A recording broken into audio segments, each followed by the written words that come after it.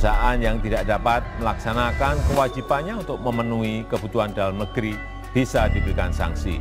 Bila perlu bukan cuma tidak mendapatkan izin ekspor, tapi juga pencabutan izin usahanya. Mengejutkan, Arief Poyono sebut dana hasil ekspor batu bara untuk lawan Jokowi.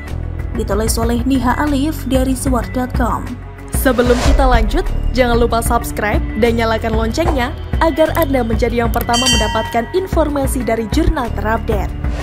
Tidak ada asap jika tidak ada api, itulah peribahasa yang cocok menggambarkan kemarahan Jokowi akhir-akhir ini. Pasalnya adalah ekspor batubara RI terus meningkat saat pasokan untuk kebutuhan dalam negeri belum mencukupi. Tidak pelak, dirinya langsung mengeluarkan larangan ekspor selama sebulan.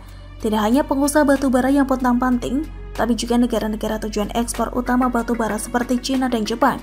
Namun bukan Jokowi namanya kalau gentar dengan tekanan. Jadi kita saksikan para duta besar satu persatu menekan Kementerian ESDM untuk mencabut larangan ekspor. Tentu para duta besar ini hanya peduli akan nasib industri di negaranya yang terancam tidak beroperasi dengan larangan ekspor.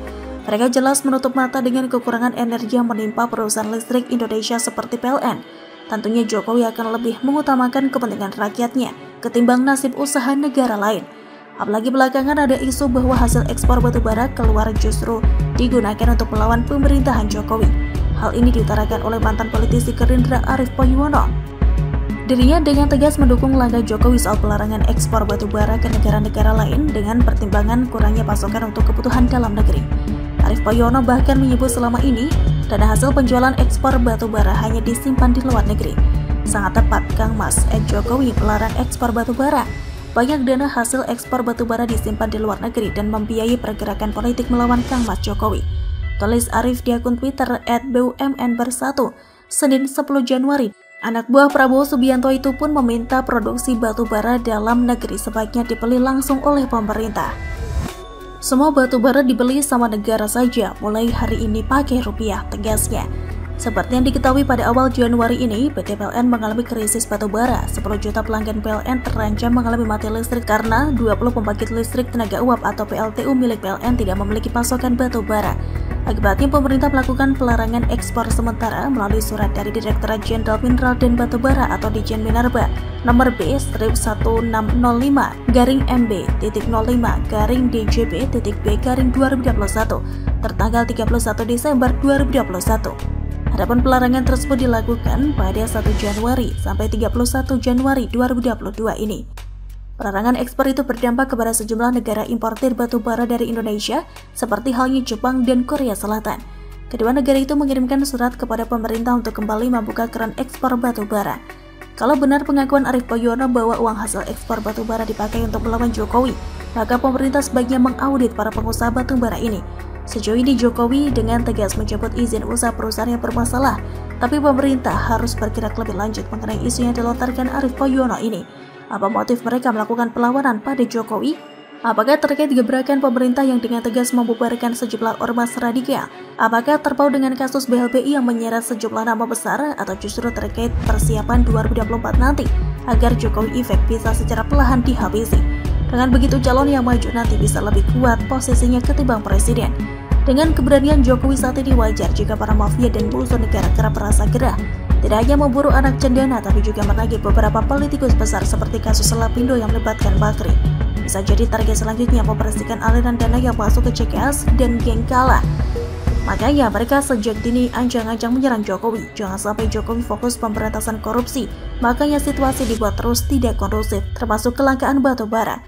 Semoga pada Jokowi diberi kekuatan menghadapi musuh dalam selimut dan juga negara lain yang tidak ingin Indonesia maju. Indonesia sudah mencatatkan masanya sebagai salah satu negara yang sukses melawan pandemi berkat Jokowi. Maka seharusnya saat ini kita bisa fokus pada pertumbuhan ekonomi sebaik-baiknya, memanfaatkan momen KTT G20 dan ajang MotoGP untuk menggenjot pariwisata. Kita yakin satu persatu musuh negara akan terjungkal dengan sendirinya. Begitulah kura-kura. Itu perlu saya kasih tahu sekarang ini ya. Saya belum pernah ngomong ke siapapun nih di depan publik bahwa yang memotong itu saya ingat 2019 itu tim cybernya Pak Prabowo itu dia yang memotong sebetulnya. Yang memotong menjadi 30 detik itu. Dia sempat minta maaf ke saya. Tapi orang itu nggak ada apa-apain. Dasar Buniani, kenapa baru sekarang beberkan siapa pemotong video Ahok? Ditulis oleh Syardi dari Suar.com. Sebelum kita lanjut, jangan lupa subscribe dan nyalakan loncengnya agar Anda menjadi yang pertama mendapatkan informasi dari jurnal terupdate.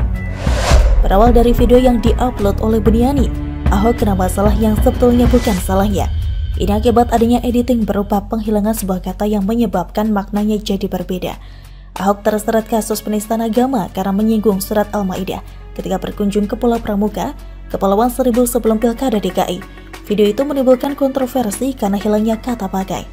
Buniani baru-baru ini mengungkap pengakuan tak terduga di kanal YouTube Rafli Harun. Dia bilang pada tahun 2016 lalu, video Ahok yang mengatakan jangan mau dibohongi pakai surat Al-Maidah beredar di Facebook. Dia mengatakan bahwa kata pakai dalam video tidak terdengar jika tidak menggunakan earphone. Saya mencoba membuat caption video itu dari kata pakai, jadi dibohongi surat Al-Maidah. Itulah yang menurut pelapor saya sengaja, kata Buniani.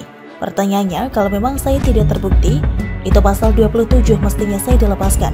Tetapi ini karena memang saya sudah diincar, harus kena, jadi dicari pasal 28 ayat 2 yang terbukti pasal 32 ayat 1 itu yang mengubah dokumen elektronik, katanya lagi.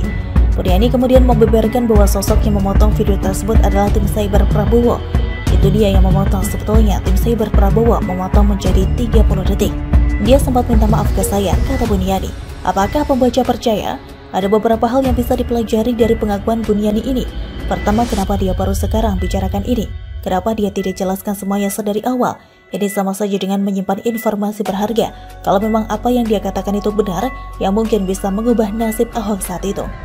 Kedua, Buniani baru beberkan hal ini karena ingin mengembalikan nama baiknya. Selama ini kalau bicara soal kasus penistaan agama yang melibatkan Ahok, publik sudah telanjur percaya kalau Buniani adalah penyebabnya. Lagi pula Buniani menjadi petinggi di Partai Umat, artinya citra politiknya harus bagus dan bersih agar karirnya bisa naik, tidak terhalang oleh perbuatannya terhadap Ahok. Kalau ini benar, sama saja dengan egois, mau menyelamatkan diri sendiri doang. Dia juga ikut andil bikin caption kan? Kalau tujuan dia sebut nama tim cyber Prabowo adalah untuk membersihkan namanya, sayang ini tidak akan berhasil. Ketiga, ada netizen yang menyebut ini adalah upaya adu domba antara Prabowo dengan PDIP. Saat pilkada Ahok diusung PDIP, Buniani menyebut tim cyber Prabowo. Entah benar atau tidak, bukankah itu bisa menciptakan ketegangan antar kedua pihak yang sebelumnya sudah sempat mesra? Apakah ada rumor Prabowo akan didebatkan dengan Puan Maharani? Untuk isu ini masih sebatas omongan Buniani, belum ada nama yang disebut langsung. Tapi kalau seandainya memang benar kita sudah tahu kubu Prabowo seperti apa, tidak diketahui secara pasti kenapa Buniani tiba-tiba bernyanyi seperti itu. Mungkin ada sesuatu yang ingin ditarget olehnya jika tudingannya memang benar. Omongannya ini tidak akan dipedulikan kalau hanya sebatas menyebut tim, bukan nama-nama di balik tim tersebut. Kubu Prabowo bisa dengan mudah mementahkan ini dengan mengatakan Buniani cari sensasi belaka. The end. Tapi terlepas dari itu semua, Buniani memang lucu. Sudahlah berbuat tapi merasa tidak perlu bertanggung jawab dan membuat pengakuan baru. Padahal dia bisa melakukan itu saat kasus Ahok memanas. Tapi bagaimanapun juga sekelompok orang merasa Ahok tetap salah apapun isi videonya. Mau ada kata pakai atau tidak sama saja, Ahok harus dinyatakan bersalah, harus dipenjara. Seandainya Ahok tidak mencalonkan diri, pasti dia akan aman-aman saja. Paling hanya dikecam sedikit saja, pemicunya memang dari video yang diupload Buniani.